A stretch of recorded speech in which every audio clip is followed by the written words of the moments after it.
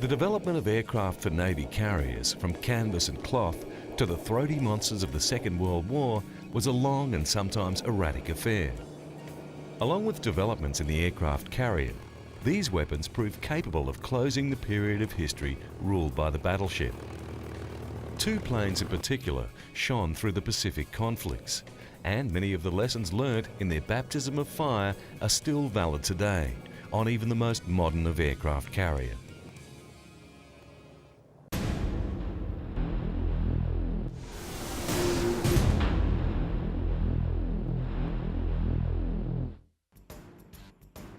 Post-World War I, in a series of fleet problems, the early carriers demonstrated their effectiveness when they proved their enthusiasts' theories conclusively. In 1928, fleet carrier Langley totally surprised the installations at Pearl Harbor and theoretically achieved significant damage to the area. 1 year later, the larger carriers proved the same result, with conclusive results again around the Panama Canal. These results were repeated in the years up until World War II in the many trials conducted. Broadly, the results forced the battle groups to begin taking the carrier as a more significant threat to themselves and the outcome of the encounters. These exercises proved their worth in the coming years, with the commanders gaining valuable practice and the crews and pilots honing the skills they would need in the dark years to come. The development of these skills began at the turn of the century with the early concepts of manned flight. By 1909, we were barely able to claim mastery of building petrol-driven four-wheel vehicles, or cars as they became known. Yet some forward thinkers were already adapting the internal combustion engine to powering aircraft.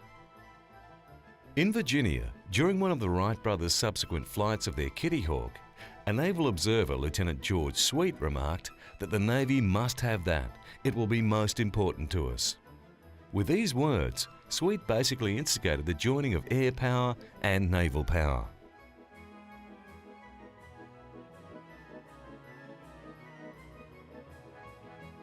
The Navy's first attempts at air power concentrated on taking off and landing on water. In 1910 in Virginia, a civilian pilot named Eugene Healy tested the idea of taking off from a ship and landing on terra firma. He used a wooden ramp built over the bow of a cruiser as a runway for a 50-horsepower Curtiss.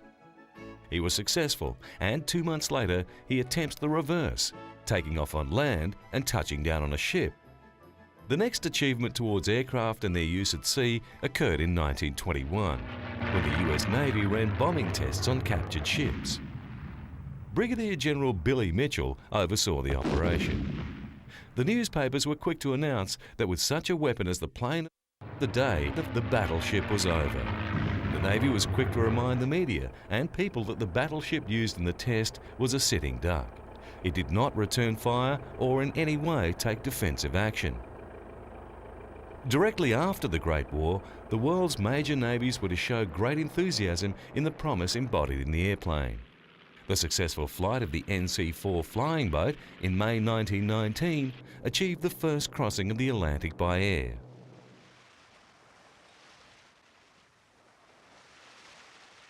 Just prior to the transatlantic flight, the US Atlantic Fleet began training with their own aviation detachment. Biplanes were launched off a wooden deck erected on the battleship Texas.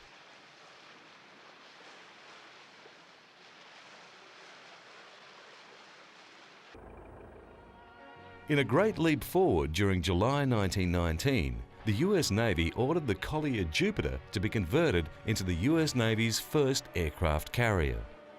By 1922, the Collier's transformation was complete and had become America's first aircraft carrier. She was rechristened USS Langley. Arresting wires were strung across the deck of the runway, and planes were fitted with hooks which would catch the wires and bring the plane to a halt. The first of many problems became apparent. The undercarriages of the planes were simply not strong enough to cope with the rough landings. The strong and lightweight metals of today, such as titanium or materials such as carbon fibre, were not yet available. So strengthening came at a cost, and the cost was weight. However, some remedies were simple enough and made enough difference to prove that using planes from the Langley was feasible. These included designing planes that gave pilots better visibility over the nose of the plane to give them better judgment when landing, the track of the undercarriage to increase stability, and better training procedures. The British were also developing sea takeoffs, and this was one idea, the laying down of a buoyant runway, which was not overly successful. The British returned to the more conventional aircraft carrier, and the same problems as the Americans. Many Vought planes found their way into the Navy's service. Among the models were twin-seat observation planes and float planes, but it was the fighter version that was to establish the company's association with the US Navy. On October 17, 1922, it was a VE-7 that took off for the first time from the decks from the US Navy's original aircraft carrier, the Langley. This marked the long and at times daunting development phase of naval aviation.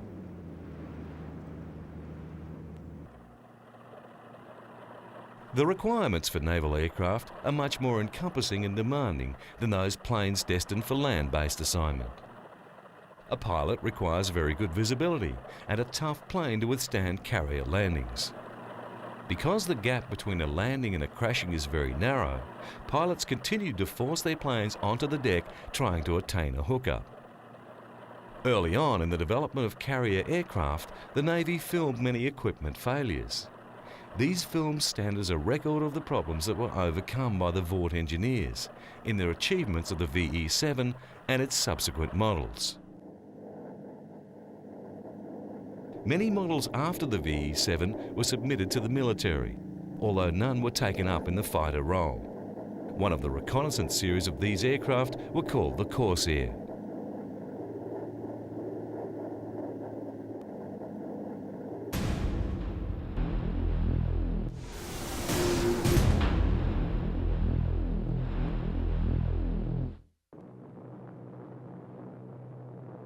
In 1922, the Washington Naval Reduction Treaty was signed to halt the battleship's arms race, which was threatening to bankrupt entire countries. When the United States signed the treaty, they agreed to halt construction of the 13 new battleships and battlecruisers being built.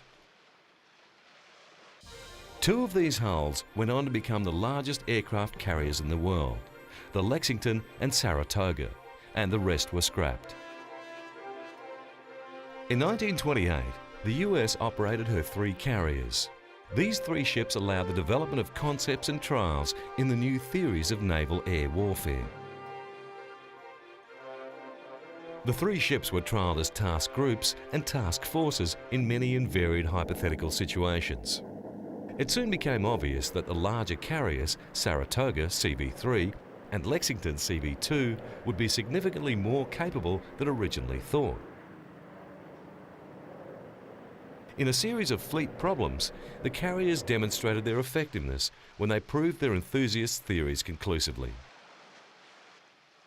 In 1928, fleet carrier Langley totally surprised the installations at Pearl Harbor and theoretically achieved significant damage to the area. 1 year later, the large carriers proved the same result, with conclusive results again around the Panama Canal. In Fleet Problem 9 in January 1929, the Saratoga and 1 escort were intentionally separated from the main battle group and launched a surprise strike against the Panama Canal, theoretically disabling it and dividing the world in half.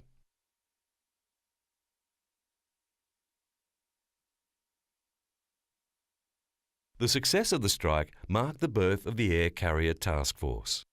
The subsequent refining of the concept became the carrier attack groups that would roam the Pacific during World War II.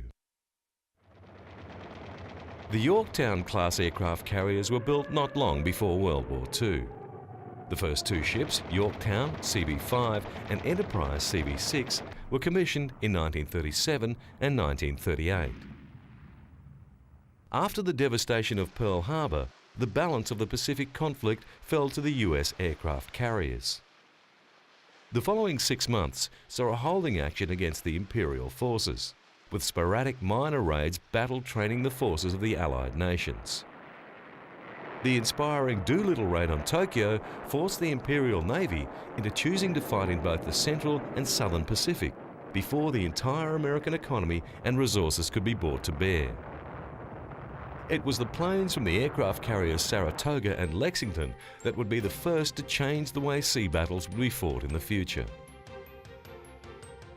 The location of the initial battles was north of Australia in the Coral Sea. For the first time in history, a sea battle was fought entirely by aircraft. A Japanese force was rounding the north of New Guinea to capture Port Moresby. If they were successful, they would have a platform to invade Australia. The battle was fierce and losses on both sides were severe. The Yorktown's flight deck received one hit from an aircraft bomb but survived. The Lexington, however, took 3 hits and sank that night. A destroyer and an oiler were also lost. The Japanese lost a carrier with another damaged. Only a month after the Coral Sea, Japanese codes were broken and the information was devastating for the Americans. It was learned that Admiral Yamamoto was planning a massive attack on the strategically valuable Midway Islands in the Central Pacific. This battle was to become known historically as the Battle of Midway. The odds for the Americans seemed overwhelming. They had no battleships and the Japanese had 9. 8 American cruisers against a force of 15 Japanese cruisers. The American carriers, the Hornet, Yorktown and Enterprise, were to face 4 Japanese carriers. However, the US Navy had one advantage, and that was surprise. The Japanese were unaware of the American carriers, and when the planes started their attack, the Japanese were caught with flight decks packed with planes, fuel and high explosive bombs. In the commotion, they could not get their planes into the air quickly enough. When the battle is over, all the Japanese carriers and 1 cruiser is on the bottom. The Americans fared better, but still lost their carrier Yorktown with more than 100 aircraft. It was the second time that aircraft had been a major force in a sea battle, and now the pressure was on to develop planes specifically for carrier work. June 26, 1942, just after the Battle of Midway, a new plane rolls out from the Grumman aircraft factory. Some people interpreted the plane as the Grumman Wildcat's big brother, but this was not so. This was a totally new fighter. The plane was designed to even the score against the remarkable Japanese Mitsubishi Zero. The Zero had for some time been the gunfighter in the sky over the Pacific. The Hellcat was about to challenge this air superiority. The Hellcat was primarily designed to be used on carriers, although a few were flown from land bases. The Hellcats were deployed firstly to the larger carriers like the new Essex class. The USS Essex CV-9 itself was over 60 feet long, nearly 10 feet wider and more than 1/3 heavier than the Yorktowns. As a mark of their worth, none of the Essex-class carriers were lost, and 2 of them, Franklin CV-13 and Bunker Hill CV-17, came home under their own power even after being grievously damaged.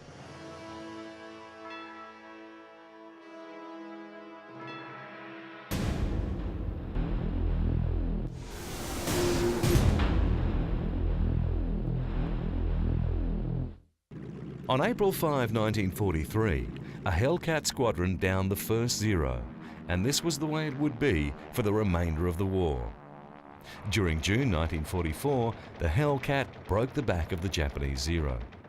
This was the battle which was described by one American pilot as the Great Marianas Turkey Shoot. By the day's end, the Japanese had lost 356 planes. The Allies had lost just 16. It was one of the highest American kill ratios in a single day. It was only the Hellcat's ability to take the fight to the zero that allowed the Pacific theatre to be secured by the Allies. The Hellcat's battle ratio of 19-1 saw that of 6,477 Japanese planes downed over the Pacific, well over 5,000 are credited to Hellcats. During the same period, the Voigt Company had developed their concept of a carrier fighter.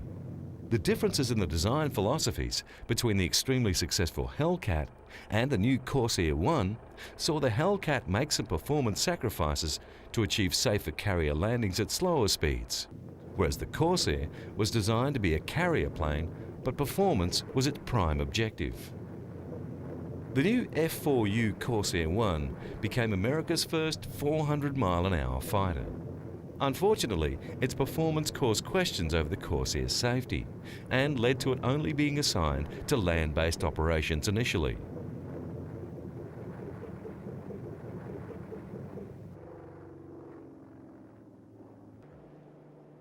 It was the units obtained by the British Fleet Air Arm that swayed the US Navy into re-evaluating and accepting the F-4U for their carriers. The English had a long history with aircraft carriers and their opinions were well respected. Quickly, the British pilots came to truly appreciate the performance of their Corsairs. With some modification to the landing gear to reduce the bounce and the adoption of a curving approach on landing to maintain the pilot's visibility, the F-4Us went into operation. One other modification was required, removing 4 inches off each wing for storage, so as to fit below decks on the small English escort carriers.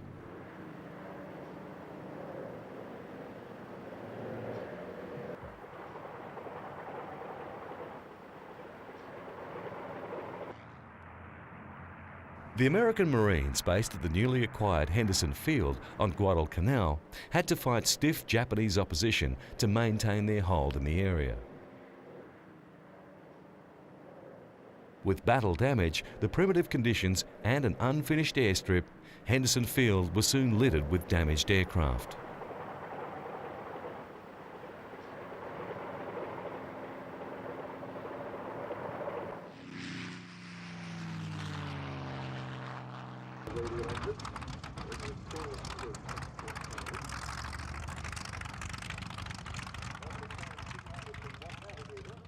On the 12th of February, the Marines received their first F-4Us, and on the first day, most pilots logged over 9 hours in action. From the British results and the enthusiastic reviews of the Marines in the Pacific, the US Navy began retesting the F-4U in April 1944, and they were eventually cleared for carrier service. This proved timely as the Japanese war machine was now employing the desperate kamikaze operations, and the Corsair's power was sorely needed.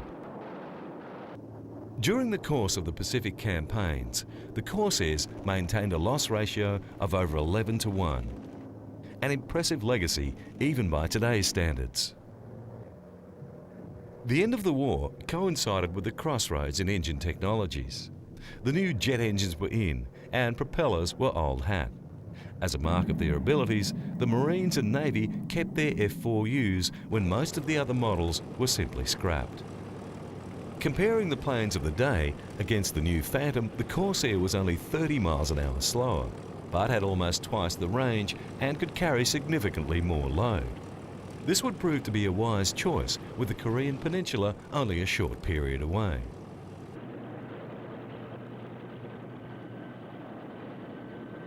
With their large load capacity and very accurate close in-ground support, the Corsairs tied up most of the Chinese transport and supply needs.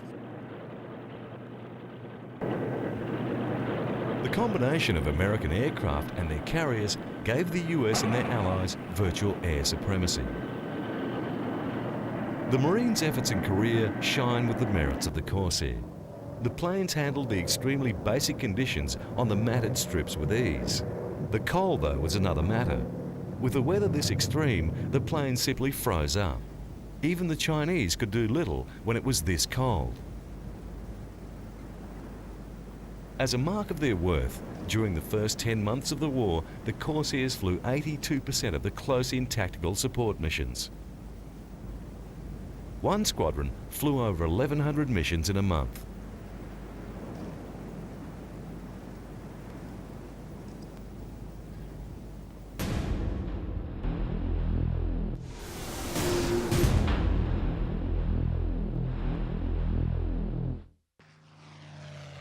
In English aircraft, this period also had a parallel development from their Hawker Typhoons and Tempests to their pinnacle, the Sea Furies. The climax of the line was the FB-11 Sea Fury, fitted with a Centaurus XV rotary engine outputting 2,550 horsepower. The Sea Fury was an outstanding aircraft, a tough customer in the attack role, but with light and responsive controls and excellent performance. While the F4U was built heavier to suit the thoughts of the time, the FB-11s were actually a lighter version of their Typhoon and Tempest forebears. These Hawker models used both inline and rotary engines and became very powerful, formidable aircraft. Today, few examples of these outstanding aircraft remain for the enthusiast to experience. Even fewer are in flying condition. Not surprisingly, both the Sea Fury and the Corsair have proven to be favourites with aircraft restorers. These Sea Furies were flown in Australia's island state of Tasmania in a recent airshow and pylon race. The performance of these planes even today makes them an inspiring sight. Their classic shapes and throaty engines always draw large crowds in the hope of seeing a piece of classic aeronautic history. During the Korean War, there are a small number of reports of the two propeller planes attacking MiG-15 jets. One was of 8 MiGs trying to outturn 4 FB-11 Sea Furies. The result was a loss of 2 jets to the propeller-driven plane's cannons. 2 other MiGs were damaged, while the Sea Furies returned safely to their carrier. The era of a propeller fighter being launched from the rolling deck of an aircraft carrier continued up until the Vietnam War. They were superseded by the technological advances of the computer and the missile. The images seem to conjure romantic notions of sacrifice and honour, mixed strangely with the horror of war and the sadness of loss.